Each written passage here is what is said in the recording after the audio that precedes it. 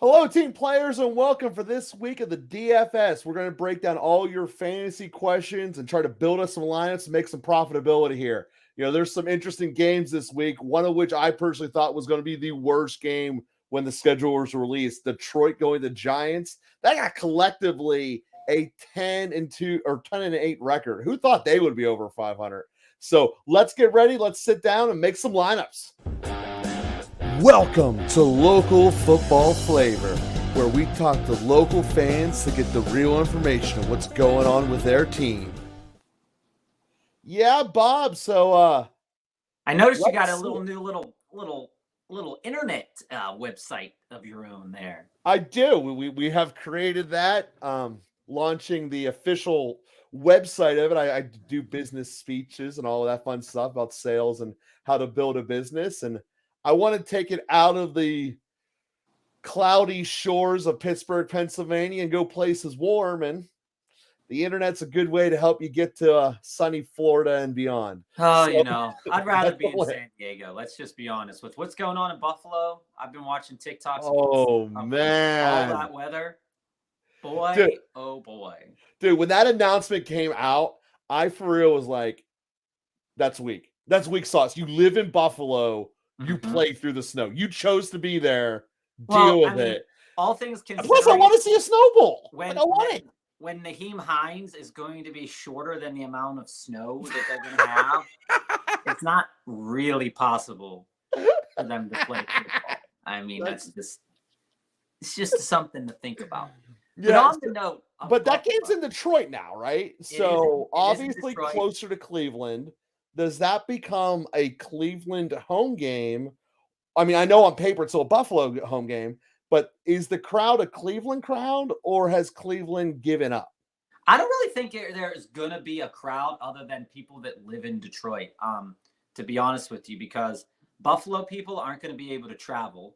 That's fair. And so Cleveland people are probably getting hit by snow, but not as much. It's all lake effect snow. They picked another city on the lake. Yeah, I could see. Why isn't this game like in Baltimore or something? I could see Cleveland fans going there. I'm not going to say they're not going to, but I still think for the most part, people that live in Detroit probably want to see a halfway decent game and see a team not blow a lead or anything like that. Probably a good idea to watch Buffalo. That's at the same time as the Detroit game, too. This whole thing doesn't make sense to me. I thought for a moment, I was like, what are they doing? How are they playing in Detroit? And then I was like, oh, Detroit's not going to be there. Detroit's going to be in New York. And so I just thought it was kind of strange, to be honest with you. But I do think that Buffalo is going to kick the socks out of Cleveland. And I don't logistically think that that's going to be close. Sportsbooks were I think Caesars actually canceled all bets on Buffalo and Cleveland on the old lines, and I think they're putting up new lines, but I'm not 100% sure. Well, that happened everywhere. Did that? They were going to get massacred on the over and under because the over and under was listed at 42, and then I think now I haven't looked, but I think it's projected to be at 51 or something like that because now it's in a dome and. Josh Allen in a dome. Has Josh Allen ever played in a dome? Well, sure. He's played Indy. Okay. But at the end of the day, is his elbow back? Let's start with that because he's the elephant in the room. Because if his elbow's back, it's going to be hard to fight them. Is his elbow back? I think from what we saw last week, there were some positives and negatives to take away from that game. He definitely... There were moments that he didn't look comfortable and moments that he made some mistakes that maybe a fully healthy Josh Allen who wasn't worried about getting hurt would do. I think deploying all Buffalo players in a matchup against Cleveland is not necessarily the worst idea in the world. Well, we did say Cleveland's defense sucks. The two guys that I actually have my eye on from that game in particular are Devin Singletary and Gabe Davis. Okay. Devin Singletary for the reason, yes, he's not and we've talked about this before with Buffalo when they got Naheem Hines. He is not the number one option for anything that Buffalo does. No. But Cleveland is so bad at stopping the run. So bad. And Josh Allen, to me, because he's scared about the elbow, is probably not going to run as much as he may want to. And it could be a really good opportunity. And he's priced right. He's priced right at incredibly right. And Cleveland has been obliterated by most running backs in the league. Now, Devin Singletary is not going to knock your socks off with yards. But if they get it down to the 1 and nobody's in the end zone yet, what they did last week where he got 2 touchdowns, I think it's fully possible that happens again this week. It's also totally possible garbage time too. Garbage time is also on the table. And for that garbage time to happen, this guy's going to have to go off, and it's Gabe Davis.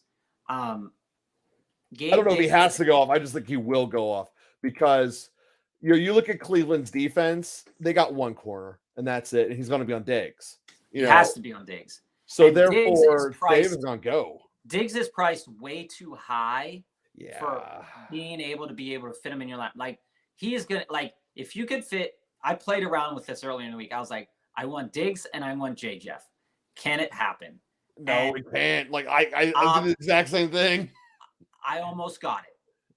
Maybe we'll do that as our what we do together, because I have ideas about how to do that too. But I think starting with these 2 Buffalo players in a game where they definitely have a smash spot, and now you're not even worried about snow or wind, it's a perfect storm. Now, this could be a game where Cleveland ends up surprising and winning against Buffalo. I don't see it, but Buffalo's not losing 3 out of 4. Even if Allen isn't fully 100% healthy, that means it could potentially be a Singletary game. But if is 100% healthy, this could be a Davis and Diggs game through and through. Well, so let's go through this logically. There's only one way Cleveland wins that game, and that would be Nick Chubb. And I don't see it happening. I don't see it happening either. And so for that reason, I like these 2 players. I think they give you an elite way to build a lineup with a lot of different possibilities. A lot of money left over. So, all right. So why don't we go for more money? Let's go to defense.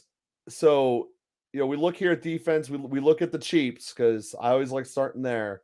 Before you look at the cheaps fully, I want you to consider at 4,000, and I just want you to look at it because it's a possibility, is the Washington Commanders defense. Playing against Houston, who is pretty inept at scoring points. That they are. They're priced at a point where it is perfectly possible that this could be, and I've looked at their games over the past couple of weeks, and they're not scoring a lot of points defensively. But like I said, Houston doesn't score a lot of points offensively as well. You're also looking at Denver in that price. That's the one I was going to push you back on here because I know Washington's defense sucks. I also know Denver's defense is good. They're at home. It's cold. It's Vegas. You're coming from the hot sun of Vegas to Denver. Like, I think that there's some real culture shock there. I know Denver's defense is a better unit. I am not actually sure Vegas has a good offense anymore. I do think Devontae Adams will get 5 million targets, but I'm not sure it actually will equal anything. And I am perfectly fine putting Denver in a lineup because those are the 2. I'm just being upfront with you. They're the ones I picked. What? That's who I went with. I went with the Broncos. Yeah, I think Denver. I think it's hard to fight Denver for that specific reason, and I think, like you said, it's hard to put the Commanders in your lineup because the defense is so bad. But Houston has proven that they really can't do anything on the ground, like through the air or anything like that. So I'd highly consider them as well. But since Denver's cheaper, it's probably a better play. And if you go underneath, I don't really logistically think that. I like the Giants. But I think Denver for the $100 more is much greater. Yeah, and I don't really like any of those other defenses for the sheer fact that the bottom tier are playing teams that can score points. And the weird thing with Chicago is, like I said, I'm in the middle of breaking it down. It's going to take a little longer to come out, but I'm in the middle of breaking down that Chicago game from last week when they played the Bears, or Chicago is the Bears, when they played Detroit. And the entire game was, can we run to the left side with Fields. Yeah. It's a stupid offense. It's worse than most college offenses. Chicago fans, get ready for a not awesome one. It's going to end up being more glowing than Kyler Murray's, though. Which, by the way, shout out to Seattle fans, guys. I had no idea that were that many of you, and you all hate Kyler Murray. Like, dude, I thought I was being harsh on the guy breaking down his tape. Props to you up north. He has the small guy complex with a big attitude. So he's got an ego and a half, man. Dude, he can't make an NFL throw. No. Like, I know I was mean on Tua, and everything I said was justified about Tua. Murray's vastly worse. Like, it not even close. Yeah. And it wasn't I've never broken down Murray film in that much depth. He won't ever bring a team to a Super Bowl, no matter how. He'll never take a team to the playoffs, like a playoff run, like a couple of wins or anything. No. He's not a quarterback. He dominates garbage time. Like, that was the only time he put up yardage. So when you look at him statistically, he had a great game. Well, Seattle basically played prevent from the middle of the third quarter on. You know what I think would be really interesting for both Chicago and for the Cardinals? Yeah. Is to play Kyler Murray and Justin Fields in their running back position. Well, it clearly works because that's essentially what Cordell Patterson is. I mean, he runs just like them, especially like Fields. Yeah, and it gives you an extra piece. Like, if you could have Colt McCoy on the field, who is a legitimate passer. He's a better quarterback than Murray. And Kyler Murray on the field, who's a legitimate threat on the ground. And you put Kyler Murray and James Conner in the backfield, and then you have D-Hop and Marquise Brown, you won't know what to do. Well, the one thing that is incredibly true about that team is the most valuable player in their offense is Conner. Conner's breaking tackles that he has no right in breaking. And I think he's a good player. I saw a lot more out of him as a Cardinal than I did as a Steeler. Yeah, I mean, I think there's home field disappointment bias there. It's hard for someone from Pitt to succeed in Pittsburgh. It just is, as a Steeler. It is.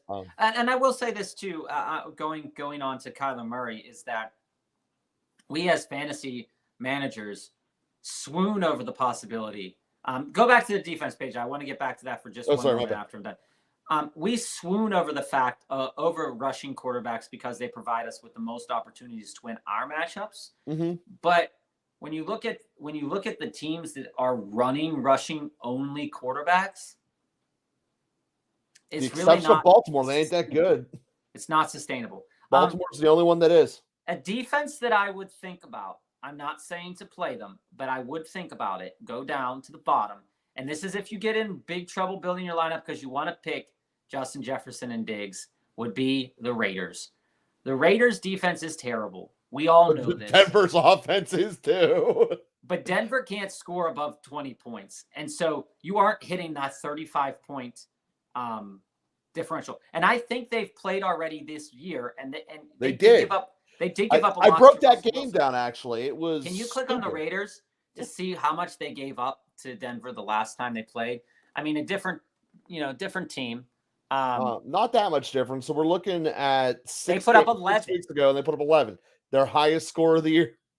So the Condor went crazy that game. I know I broke that down. Max probably did go crazy that game. Also, did you see that press clip of Russell Wilson saying this softest and meekest "Let's ride" of all time?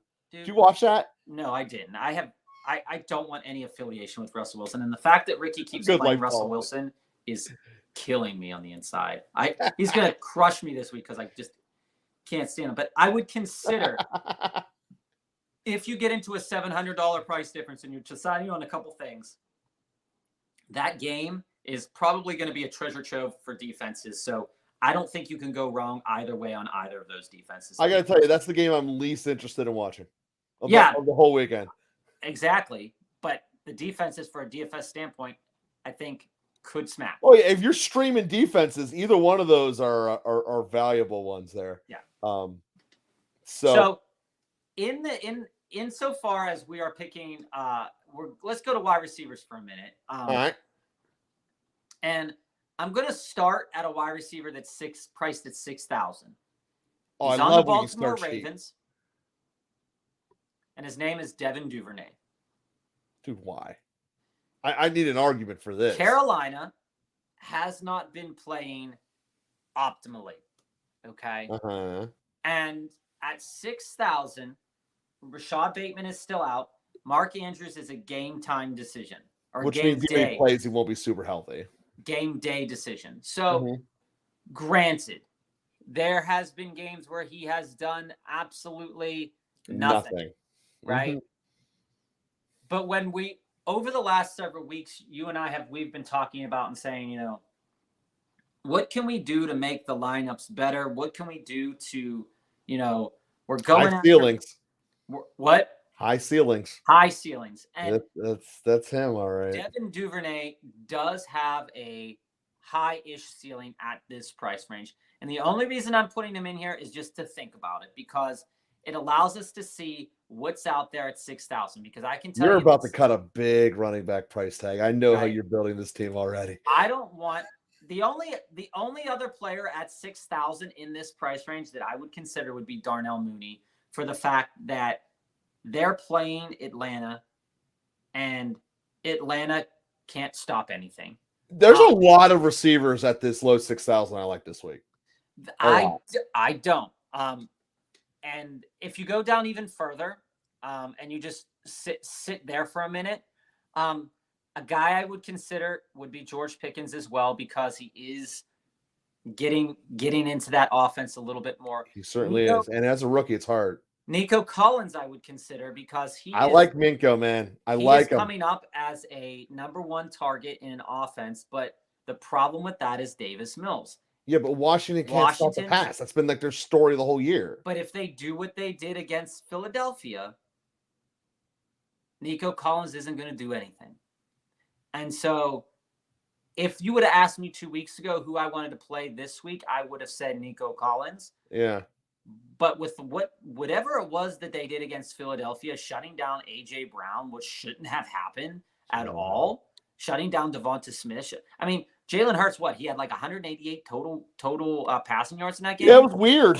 It was real weird. I'm not as confident. This is the part where I admit I was wrong. Like, I for real thought that they were going to be undefeated going into the Super Bowl.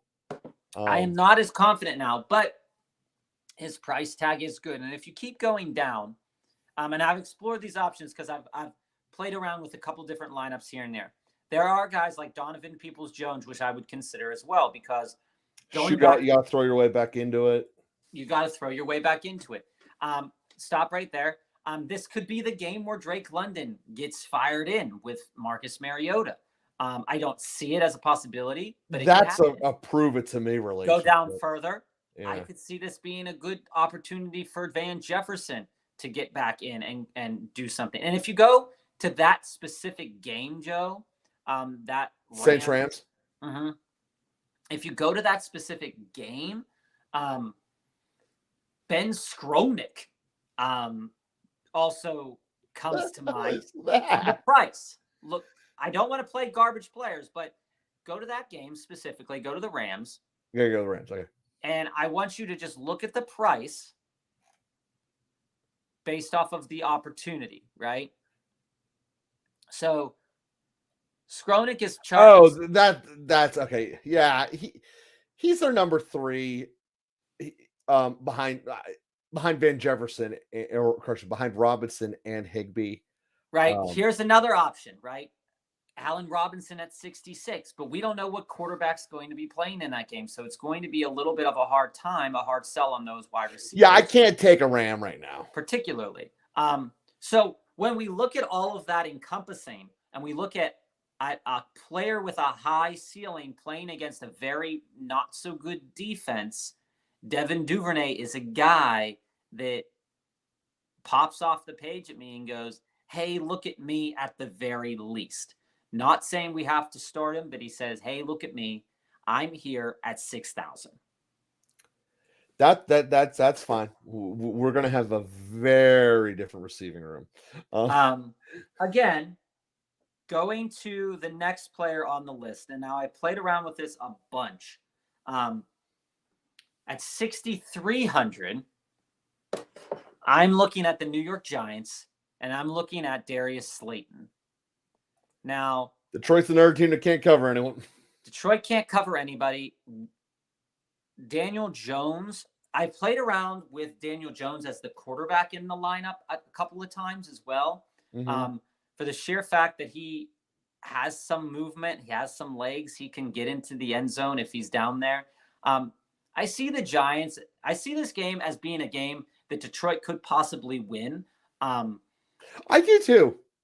But I think the records Giants say that's stupid, but I actually think that Detroit's going to start getting some mojo going. Yeah, I think that the Giants are good enough that they're going to recognize who has treated them well over the last couple of weeks. And if you look at Darius Slayton's game, so everybody can see what's going on with Slayton here, the targets are there.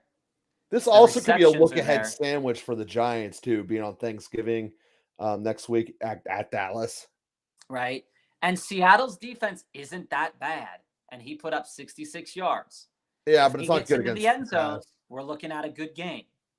Right. He's at least being considered for the end zone.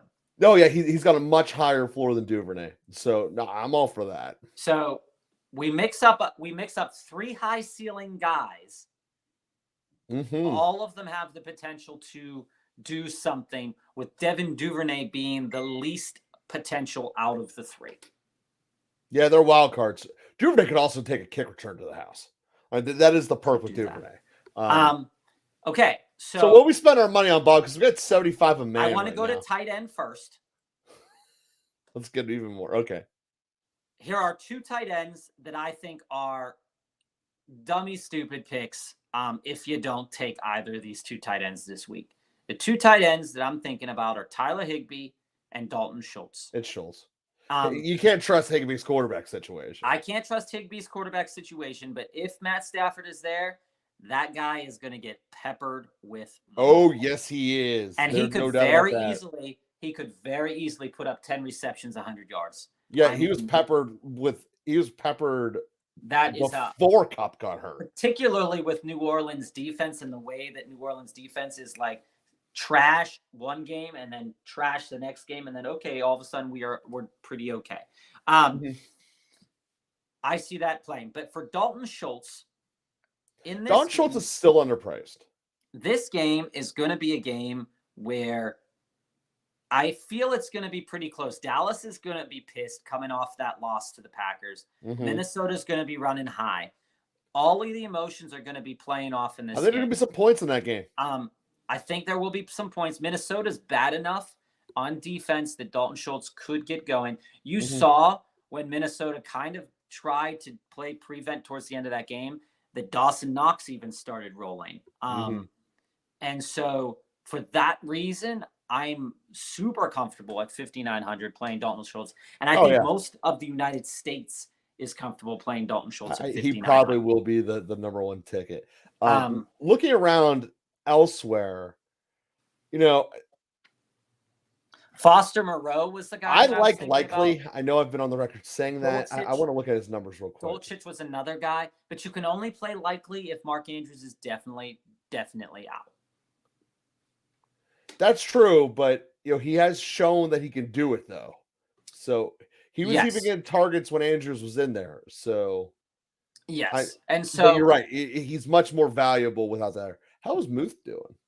Muth got a lot of love last week. Not worth it. He's just run the mill one. That's the thing with tight ends. It's all touchdown dependent. Dolchich is another potential opportunity because we said Las Vegas's defense is pretty bad. He's a touchdown opportunity kind of guy. He doesn't put up a lot of yards at all. I think when you think about Dolchich, it's going to be a tough sell. Juwan Johnson is another guy priced at 54. I can't touch the Saints. Unless your name's Olave, I can't touch the Saints. Dalton Schultz is more comfortable for me at 59. And I'd even say Cole Kmet at 57. Than any of these guys down here. None of those other guys are jumping out at me. No, nor should they. They said Bellinger might come back this week. Yeah, he's not. I don't think so. So let's go to quarterback. Start And spending some money. We're at 8,100 here, bud. I'm gonna ride this train until it dies. Is Justin Fields. Giddy up, baby.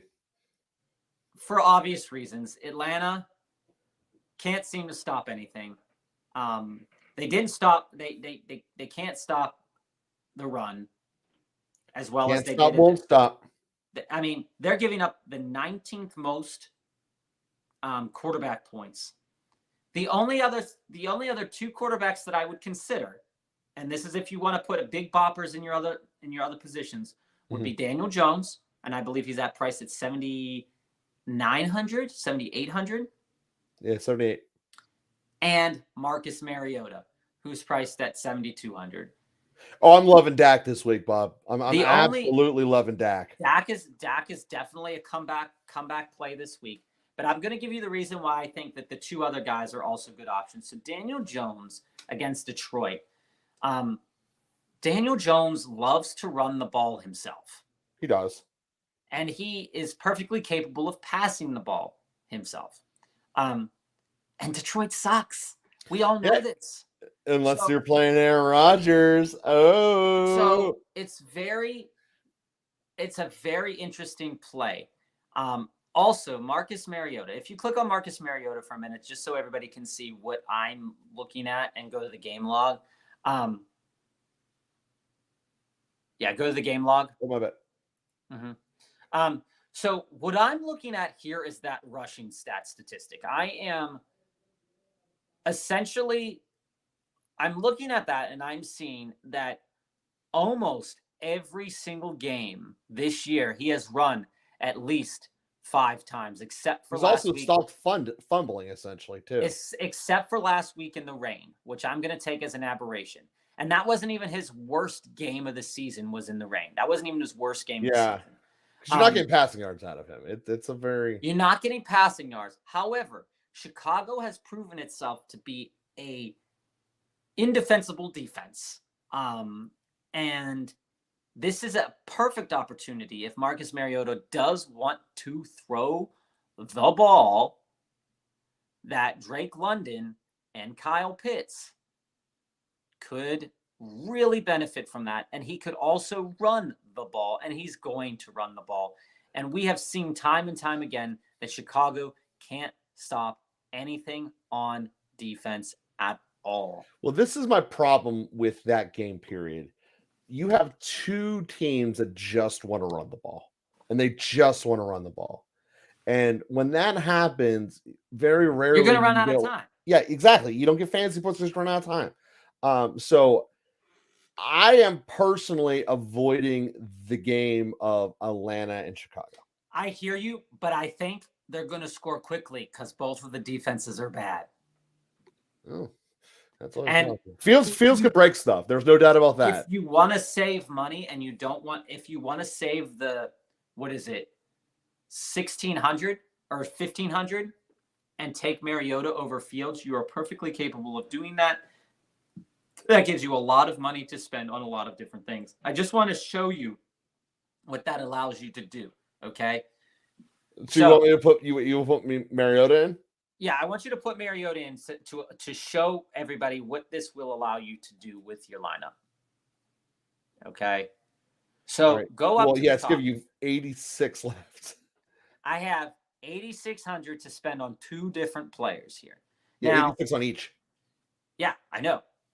Now, there's a guy who I like, and this is the reason why I'm going Justin Fields over Marcus Mariota. But I'm going to show you the 2 guys that I would take if Marcus Mariota is my guy. 2 guys I would take if Marcus Mariota is my guy. Number 1, Jonathan Taylor. Jonathan Taylor, either in the running back or the flex for this reason. Philadelphia is a very good defense, coming back off of a game where they really got pummeled. But in order for Indy to win this game, it is not going to go through Matt Ryan. It is going to go through the running back. Jonathan Taylor is the guy. Now, if we look at the game last week, Brian Robinson Jr. and Antonio Gibson got collectively over 100 yards and a touchdown. Yeah. And Taylor will get all of it. And Jonathan Taylor is going to get it all. Yeah. And he's going to keep running. And he's going to keep running until his legs fall off.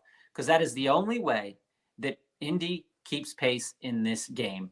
And is the only way that Indy can control this game if they choose that they want to control it.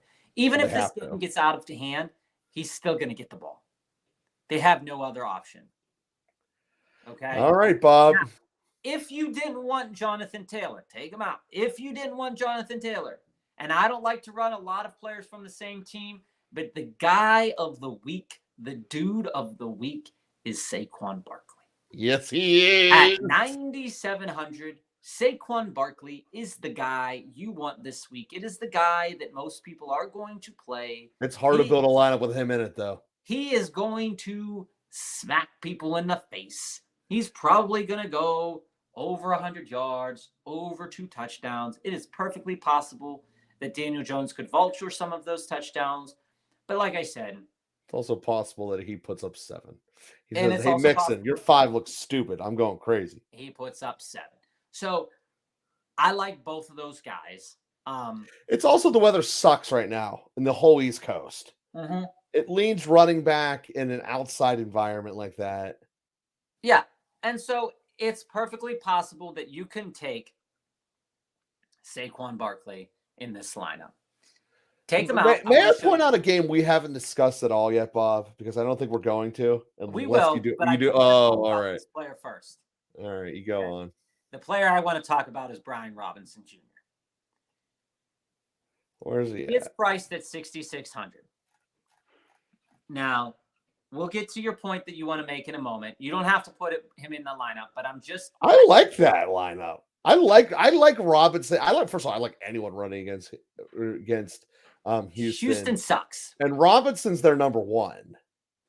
Robinson has been proven to be their number. He rushed for 20. Antonio Gibson did get dinged up, but completely. The Washington Redskins ran the ball, I believe, 30 sometimes against the Eagles. And they will continue to run the ball. And there's a big difference between Philly's front and Houston's front. They will continue to run the ball. The only problem I see is that Antonio Gibson is still capable of doing things.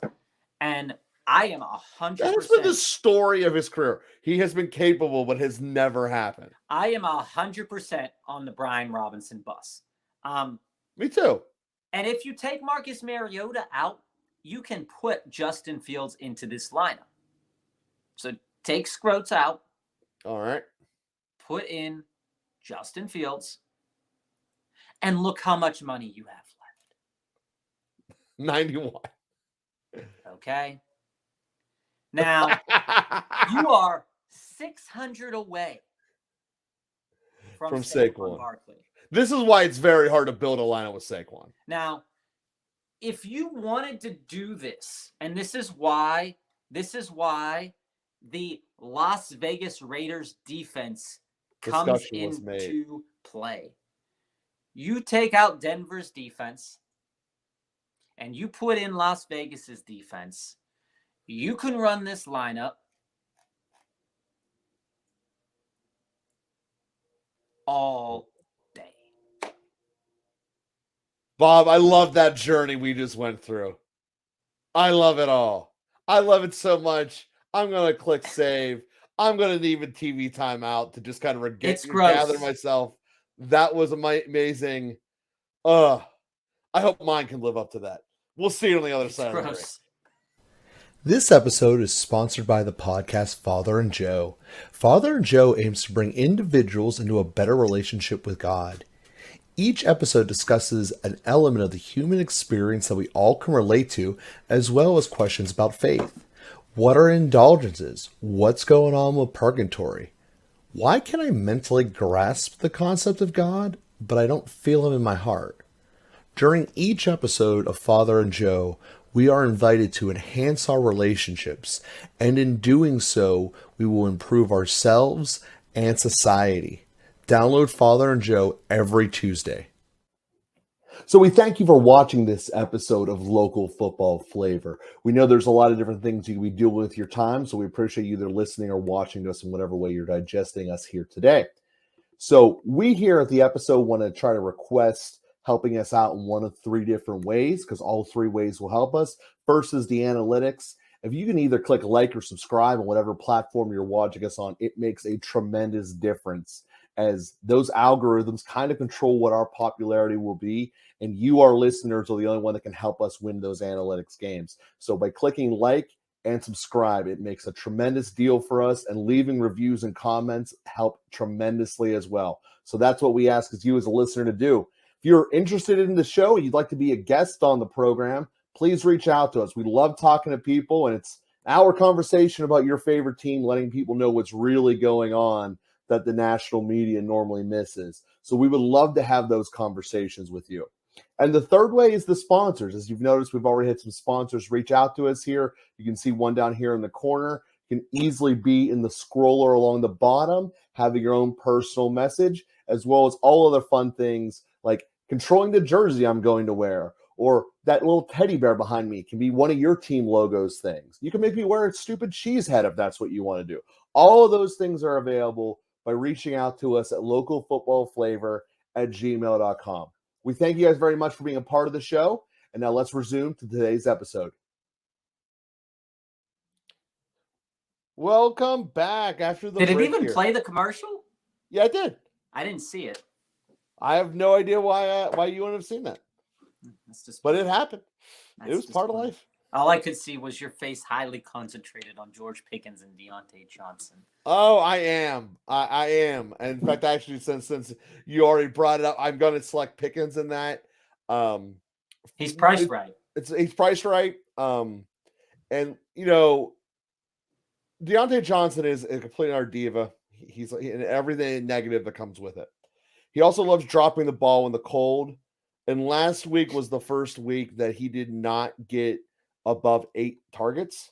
And I think that they might be moving on from him, and the rookie might begin his say, because Johnson reportedly has fought with every quarterback that's been on the field this year. And I think the quarterbacks just might be done with him. I mean, you know, you dropped 3 How interceptions. Good do you think Pickens could be with Mason Rudolph? I don't think it would matter at all. I actually think Kenny Pickett's more likely to get more balls to him because he's less likely to get sacked. So I overall in the net, I think it's basically a push. That being said, I think Pickens will get better balls thrown to him from Rudolph. It just will happen less often. Okay. So that's the first start there. Like I said, it will be Pickens. It's going to be the first selection. The next one is also staying here, kind of this cheaper lane.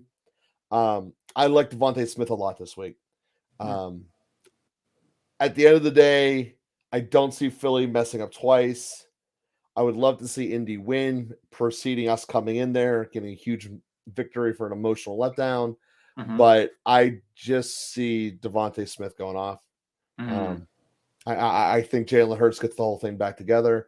And spoiler alert, kids, Jalen Hurts is my pick. I've been really debating with him. And so here's the thing. Goddard's out too, you know, so Goddard's out, but here's the thing. I'm debating about which stack I want to do, because I'm 100% going I like with the CD. CD. I like so it's am I stacking Dak or Jalen? So the difference is ultimately it's about $1,100 with Hurts at 88.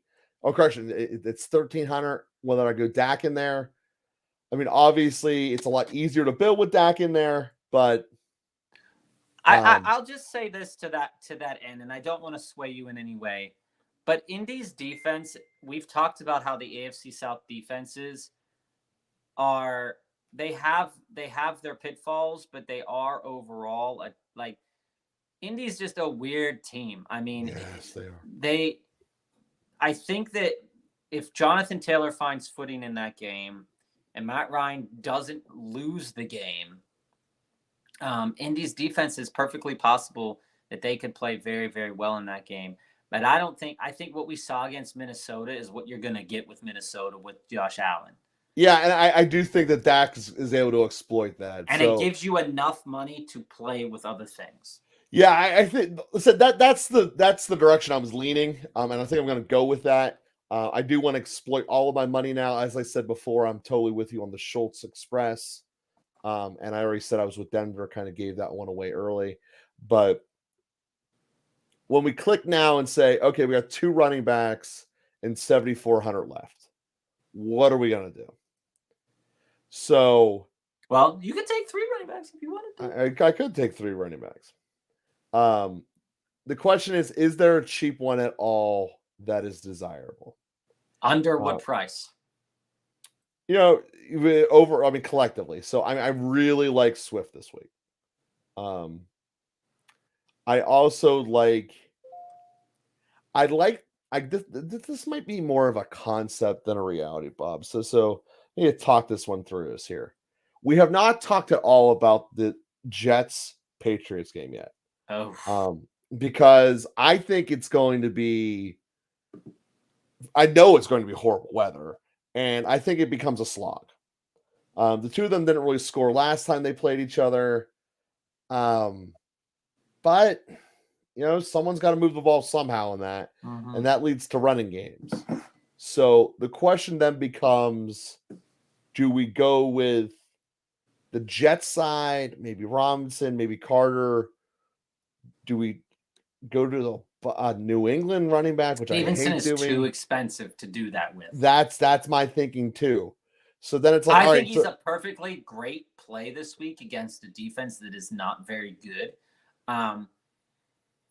See, I'm not sure the Jets defense is bad. So it's like I'm this whole thing. I just see Swift cheaper than Jamal Williams. But here's what I see. I see a team that, and I also see a guy I love on that list too. I see a team that, okay, granted, their defense, like I said, I just said that they're not very good. For this reason only, is that if they are on the field for a very, very, very long time, they are going to get tired. They are going to, just like any defense in the world. And New England's team is built for exhaustion. Yes. And so, in so many different ways, they really are. And so in the wintertime, I don't know what the weather's going to be like, but I know it is going to be cold. And when I think about the Jets running backs, I'm playing James Robinson this week in my league because I have a bye week with Travis Etienne. So I have to play him. Yeah. But confidently, if I have a choice to not touch that game at all, I would probably err on the side of not touching that. That's fair. And like I said, I was leaning that way too. But I can see your logic. It makes sense. And I don't want to sound like a hypocrite because this is, I know earlier I said I don't want to touch the Chicago Atlanta game. Fields was the exception to that rule, and this guy is also the exception to the rule I'm going to pick. And Cordell Patterson. That's right. I love Cordell. Yeah, no, dude, he's going to get the ball like crazy. He sucked last week. It's going to be a running game. Like 2 yards. There was running back by committee up the wazoo. Yeah, he had 5 carries last week. Wasn't a good look. It wasn't. I don't think it stays. No. And he affords you the opportunity to build so much. He does. I'm not touching Najee this week. You can't. I'm not. I mean, I know last week he put up 100 yards, first time in forever. Maybe he's coming back. Maybe he's going to do what they dreamed of it, building the nest. I need it to be proven to me before it happens. And at the end of the day there. So we go down here. Make sure I got my money right. We had 7,700 left. We look at, all right, what do we want to spend this 77 on? We can do this Pollard. Do you want to do Pollard? I don't really want to touch that Minnesota run defense. We can go Higgins, but now we got to find a running back that's going to be in the same ballpark. Basically, would be like a Higgins Kamara combo, which I've heard stupider things. I do like the idea of Miles Sanders this week, but that's the idea. This is kind of where we get into at 7,700. There are not a whole lot of things I like here. There should be a ton of it, but there's not. One guy one guy that I think that we're all overlooking this week, and out of these players, there's probably a lot of these players that are being overlooked this week for a lot of various reasons. Mm-hmm. Two such players. One is Dameon Pierce, just because of the way that Washington played last week. The other guy is Terry McLaurin. It happens that they come in the same game. Yeah. Houston actually does play the pass fairly well, but Terry McLaurin is built to do slants, and he's built to catch an enormous amount of balls. And if you look at Terry McLaurin's stat line over the last several weeks, it is tremendous the amount of targets that he's gotten. Sold. And I don't want to put anything into your lineup that you didn't want. No. I'm good with that.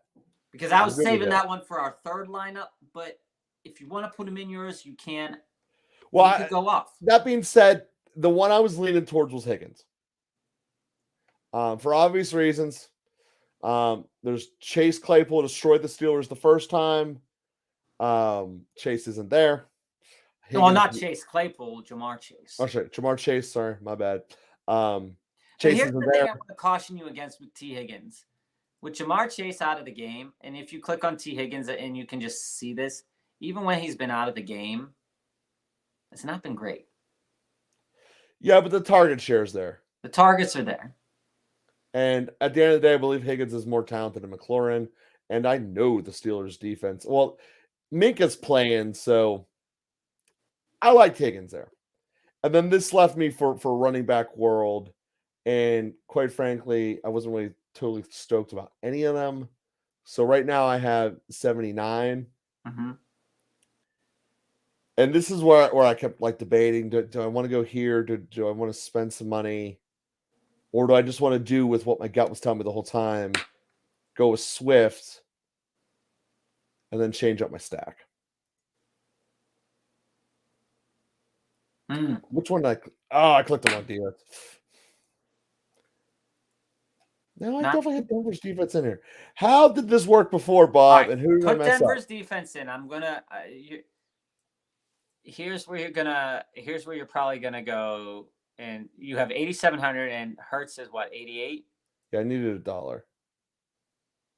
So you need $100. Mm-hmm. And how did you do this before? So I'm trying to go through my head and say which name is not here that should have been here. Maybe it was Higgins. Maybe I was debating about putting Higgins in the whole time, and I ended up not putting Higgins in. That must have been it.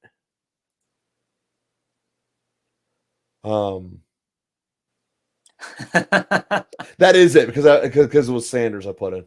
Okay. Because I went for the triple threat. Okay. That's what I did. I went for the full blown Philly rebound. The full blown Philly rebound. That's what we'll call this lineup. The full blown Philly rebound. I believe in it. It has a lot of benefits to it. I think that it has the potential to go off, but it's all about Jalen Hurts. It's all about Jalen Hurts, and we've seen teams where they can support multiple players in any given week, and then we've seen teams that cannot do that. And Philadelphia is a team that can definitely do that. Is Indy the right spot for it? Probably. Find out. Maybe. We'll see. Especially after a loss that you should not have taken. We'll see what happens. Yes, we will. Indy, like I said, Indy's gone their second game with a new coach. There's a reason for that. Just leave it at that. So let's go here to the final lineup here, the make here. All right. This is the J. Diggs lineup. Oh, yes, indeedy. Which one? Or we at least are going to try. I'm all for swinging a ball. Swing at it, baby. So J. Jeff and Diggs. I don't think we're getting McLaurin in it. We're going to try to just put all three of them in that lineup right away.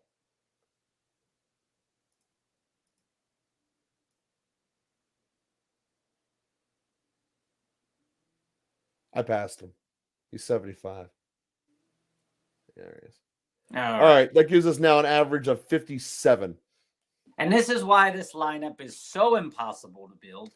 Yes, it is. And just put Las Vegas's defense in, because that's to. the defense we have to take. Yeah. Because if they don't fit, then it must acquit. All right, 62. We're in kind of reasonable. We got now cheap go tight to end we tight can end. play. We're not taking Dalton Schultz in this lineup. Go down. All right, go back up. Go back up. You went down too far. All right. A guy, if you're building a lineup with Stephon Diggs and Justin Jefferson, guys that you have to look at would be Hayden Hurst, Juwan Johnson. I like Conklin. Darmuth, go down a little bit more. Conklin at 5,000. You could consider Tyler Conklin. If Njoku is not back, Harrison Bryant is a play. You could also consider whoever New York's tight end is, because inevitably they're probably going to get in the mix in this game. Tanner Hudson. Tanner Hudson would be the guy if Bellinger doesn't go.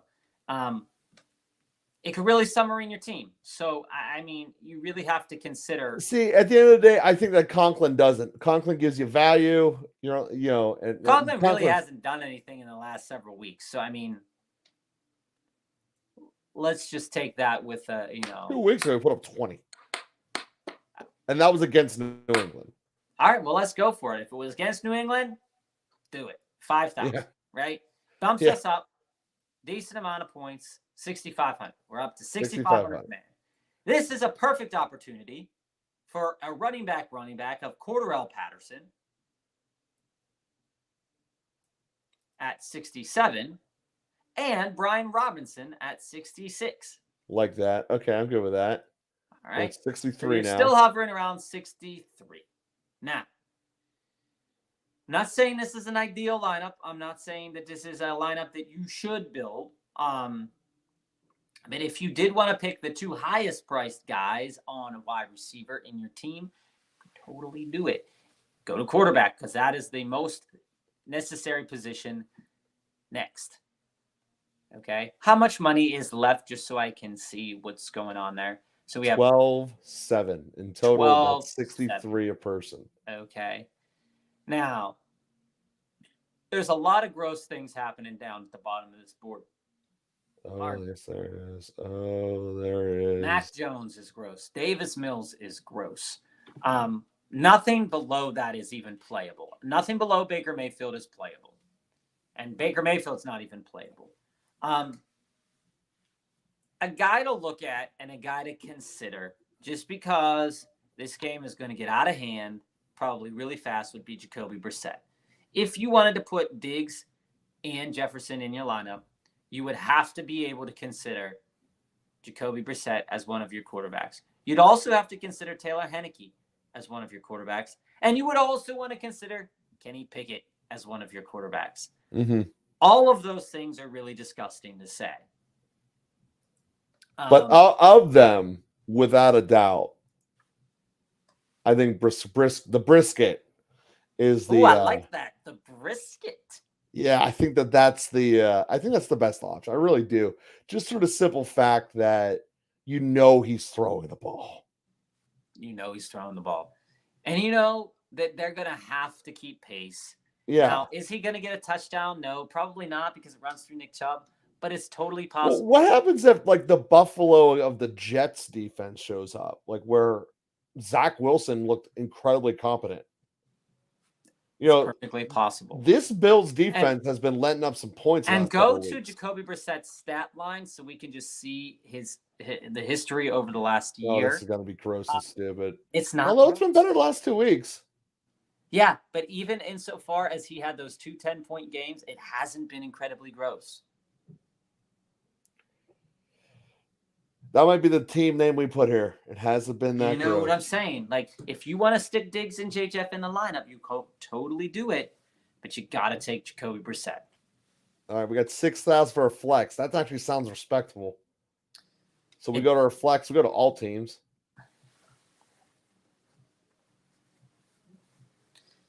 6,000. You're looking at Darnell Mooney. You're looking at Algier as a possibility. You don't want to take him, obviously. You're looking at Devin Duvernay again. You're looking at George Pickens. Now, here's something that I want to float by you, and this is the Terry McLaurin. Do you want to take Terry McLaurin bandwagon? Take Terry McLaurin out of this lineup, and I just want to show you a couple things that are possible, okay? So we're at 66 here. You're at 6,600 a man. Now, puts us in a very different stratosphere here. Okay. So, insofar as your flex is probably the most interesting position in the lineup, and maybe you don't want to take Diggs. Maybe you want to go Jonathan Taylor. Maybe you want to go Saquon Barkley and Gabe Davis. You have these possibilities. Diggs is gonna get the ball. Diggs and Jefferson are gonna get the ball. Gabe Davis could not show up. Maybe he will. Right. Go up a little bit. Well, we know Diggs will get the ball even if Allen's still hurt. We don't know that with Davis. Yeah, Diggs is whether Case Keenum is throwing the ball or Allen is throwing the ball, Diggs is getting the ball. Yeah, it's a known factor. So if you go up a little bit into the flex world, and you're looking at guys you're like, oh, Chris Olave, no, not really. Go up a little bit. Also, how do we not have an Olave picture yet? I don't know. Donta Foreman, not in a good situation this week against Baltimore. You don't want to go. You don't want to touch that game. You don't want to take a Cleveland wide receiver because they are. You don't know if you're picking the right one, and we've been caught on that. Although we could go Peoples Jones at 59 is a possibility. Go up because he still might be the answer at wide receiver. In this situation, keep going up a little bit more. Keep rising. Like I said, go ahead, stop right there. Dalvin Cook could be a good option here. Aaron Jones ran all over the Dallas defense. And Dalvin Cook is a fairly similar running back. And Minnesota, I see this as being a pretty tight game where they're going to have to use him a lot to stay in the game. And if you look at how many points he's averaged, even against pretty good defenses, if you click him and see it. Oh, Cook is a 1-to-1. He had those 2 games at the beginning of the season that were trash. But since then, he's been fairly good. I mean, Washington's defense, not so much. Miami's defense, that game, but he's been putting up yards and it's a possibility. So go up a little bit more. Let's explore some of these higher tier options. You also have the opportunity to explore CeeDee Lamb in a lineup like this because CeeDee Lamb is he's interesting. Here, look, let me see if we can do the Cook and Peoples. You can't do Cook and Peoples. Peoples is 59. Over. Peoples is 59. So if you go who's at 5,000? If you go to these high tier options, you're going to have to scour the waiver, or you're going to have to scour these down tick. Okay, go up a little bit. A sneaky pick, and I'm going to put it on to the world, a sneaky pick, Dante Pettis. Click on him for a moment. I'm not saying I want to play him. I'm not saying that Dalvin Cook and Dante Pettis are better than other options. But in that middle stretch of the season right there was a weird occurrence where he got a touchdown. I'm not saying it's going to happen again, but against Atlanta, it's not with Claypool possible. There now. It's perfectly possible that it happens. But Claypool really cuts into that time. Yeah, and there wasn't much time to be had in the first place. You're looking at 5,000, and it's really not doable. Yeah, I don't think we can do it with Cook. So you're going to probably have to go down to 7,000. 7,000 and 7,000 or 7,000 and 6,300 are totally playable. They get you probably a pretty decent mixture of guys. Gus Edwards, if he plays, is a phenomenal option. Baltimore could probably run all day on Carolina. We're never taking the Drake again. DeAndre Swift. is a possibility, but that's a tough matchup. I think they have to. I think that's going to be a running game, though. I think it's going to be a. You could take both Washington running backs. I know it sounds disgusting to say that. I cannot endorse that. But DeAndre Swift, both. Swift is the most talented of those three backs we'd put on that team. Keep going down though, because the flex option is definitely an interesting options here. So Allen Robinson. We could do Swift and Robinson. Right. Hawkinson is coming in. You got Jacoby Myers, potential, maybe. Devin Singletary's still on the board. Damian Harris, we just talked about New England's game. If that game becomes a slog, Ramondre Stevenson is definitely playing. Mm-hmm. If they get down to the end zone, will they put in, Damian Harris? James Robinson, like we were saying, okay, that's a gross option, right? Darius Slayton is still on the board. So this is all predicated on on us wanting to try to put Diggs and J-Jeff in a lineup together. Now, maybe you don't want Diggs, and maybe you want to put in Saquon Barkley instead of Diggs because you have a better feeling about whatever. It's perfectly possible you can put these two high-profile guys in your lineup and still do something pretty nice. We got 65 for two receivers, Bob. We put Saquon in this.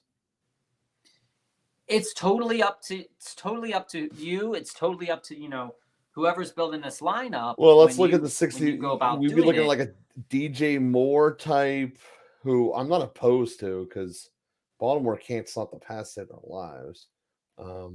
But also Baker Mayfield doesn't throw the ball to DJ Moore. I think they're going to change.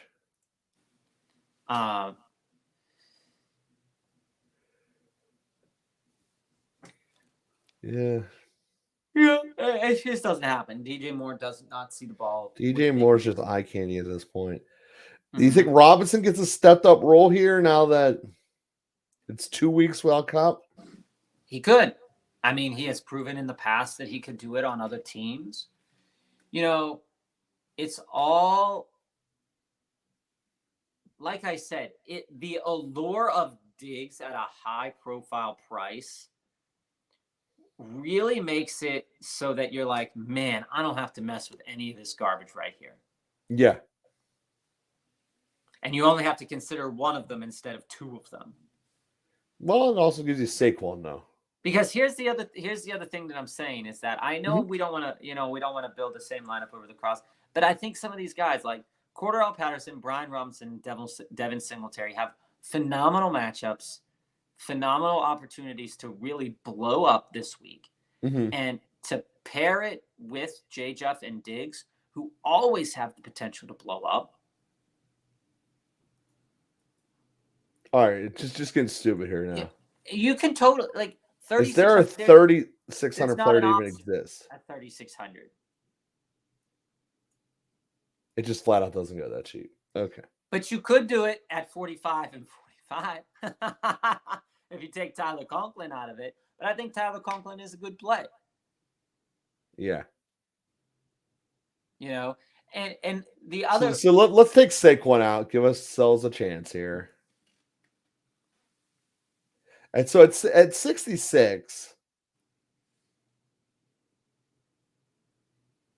See, there's someone with Khalil Herbert is out. Will David Montgomery get the ball? We don't know if that's actually going to happen. Do you want to keep the brisket in, or do you want to jump it up to Daniel Jones? I don't think we could go Monty now that Herbert's out. Throw Monty in there. They're gonna run. They're gonna run it a lot. And then now we got 7,100. We should get someone decent for 71. We both like Gabe Davis. But Gabe Davis and Diggs, do you want to take them both? No. I'm not opposed to it because if you look at their side-by-side comparison on a week-to-week basis, click on Diggs so we can see what his performance has been over the week-to-week basis.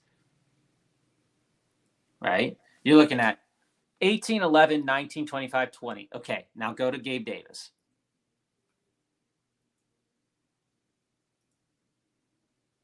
Gabe Davis had some 14, 30. Yeah. So he has some dead spots. And definitely, Well, that's why he's the vertical guy, and that's why. What about Olave? I don't like Olave. Yeah, I like him way more than you. I mean, I'm looking at Olave, and I'm looking at the cupcake of a schedule that he just ran through. Mm-hmm. And then what happened when he came out of that cupcake of a schedule? It's true. Has Cortland Sutton done anything? No. No. That's a name. That's just a name. Evidently. So Boydroy ain't done anything. So, you could take David Montgomery out, put Terry McLaurin back in where we started.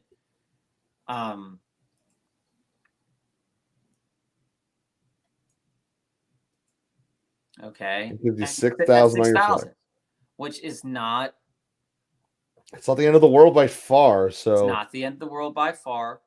You're sitting at Mooney, Algier, Duvernay. You can take Nico Collins in your flex.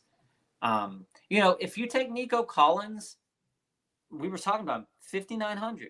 If you put Nico Collins, it's gonna be opposed to Jahan Dotson.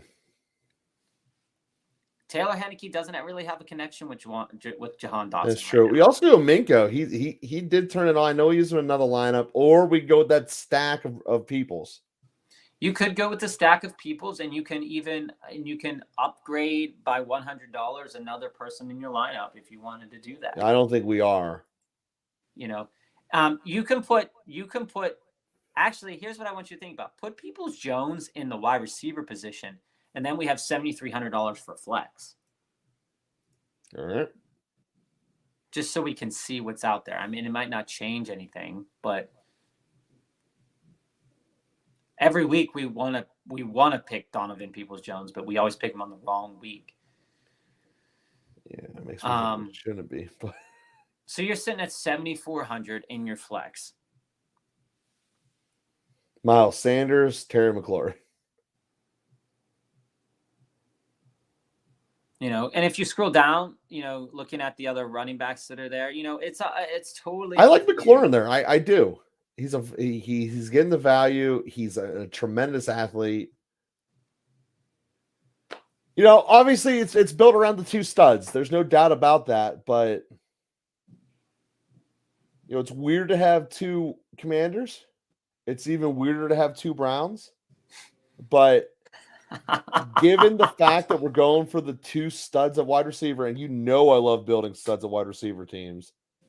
But it's not even that the Browns and the Commanders are they're not good teams, but they could be in shootouts. They're playing against teams that are completely exploitable. Yeah. Yeah, so at the end of the day, we always break down the DFS shows with this. Game that I think is going to have the most points in it, Roy haven't hit in it, is Buffalo-Cleveland. I think it's going to be a shootout. I think Cleveland's going to ultimately lose it. And, they're going to be points of flying now that they're playing in the Dome. And my second one, it is that Dallas game, Dallas-Minnesota. Dallas-Minnesota could pop off. Sneaky pick, Detroit and the Giants, I think could definitely pop off as well.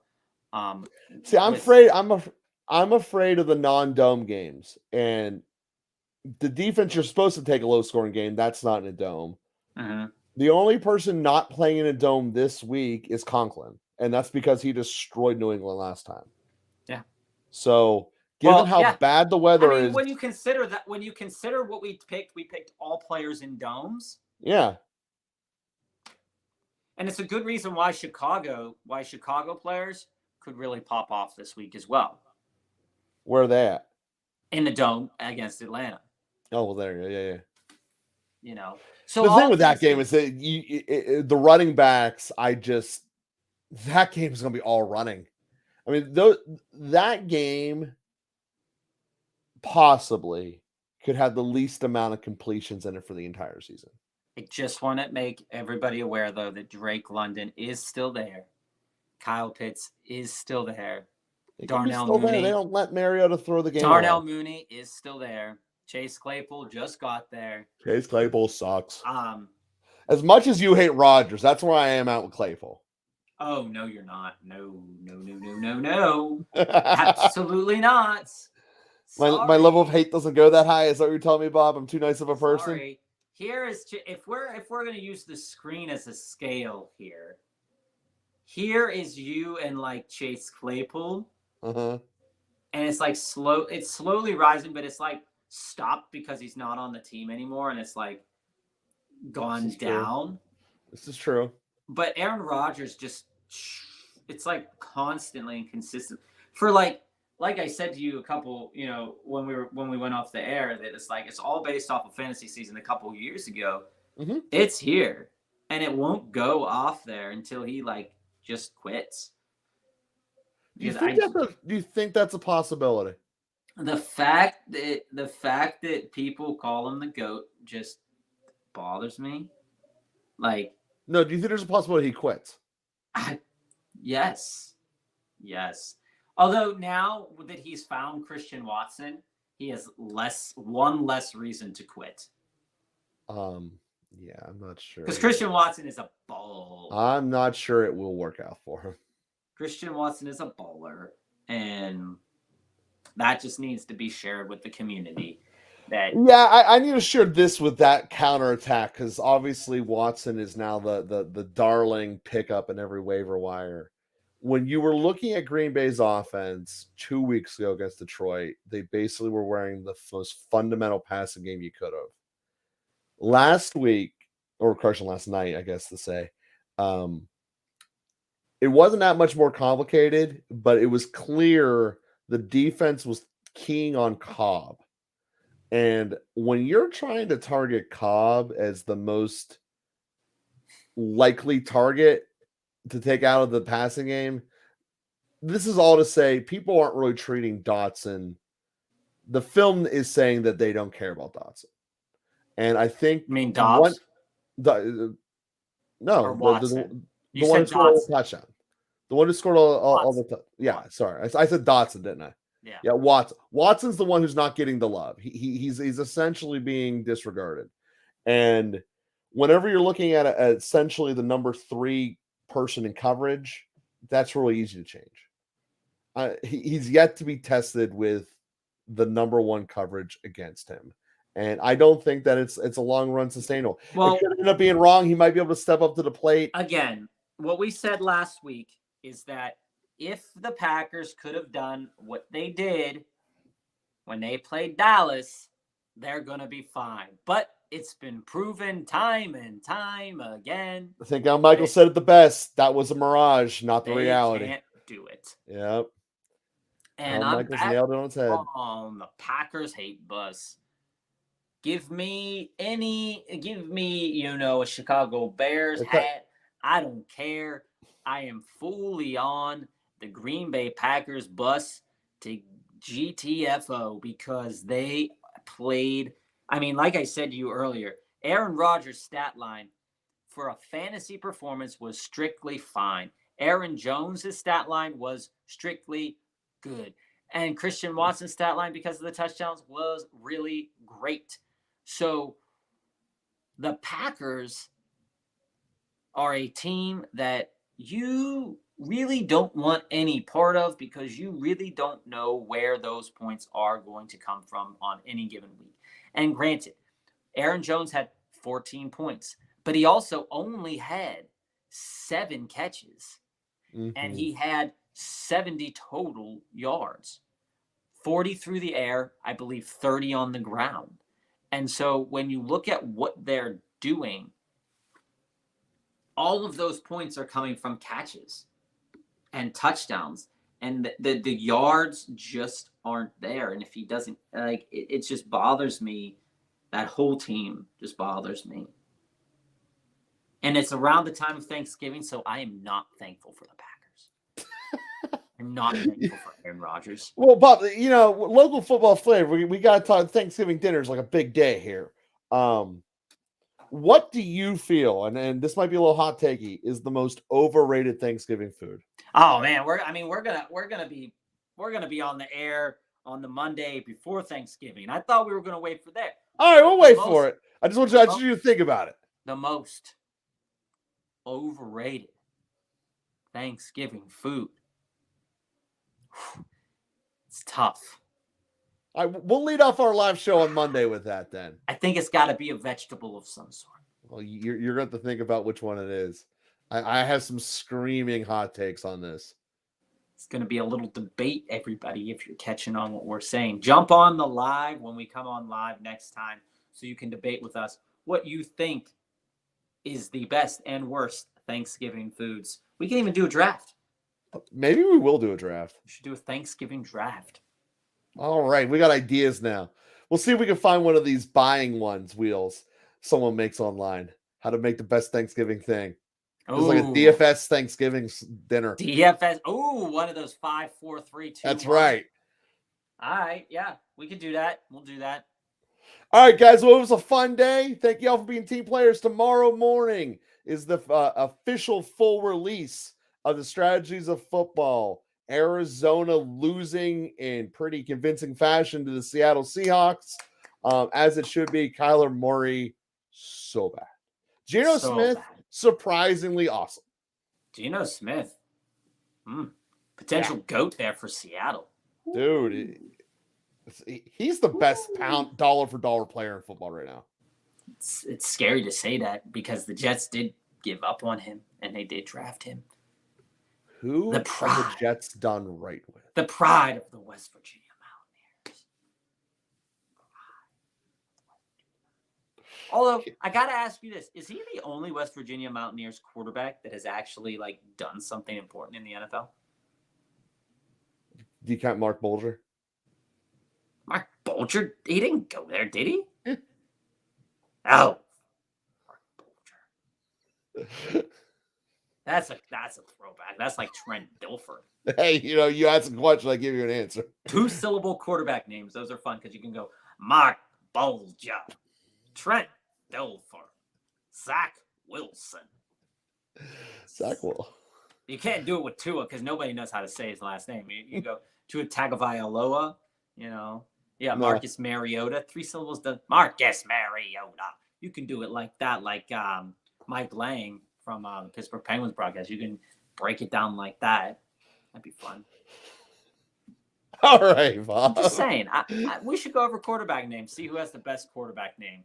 It is not Jacoby Brissett, although I like the nickname Brisket. The Brisket's got a chance. He's a slow cooker. Oh, he's such a slow cooker. Slow cooker. He's gonna get himself smoked. I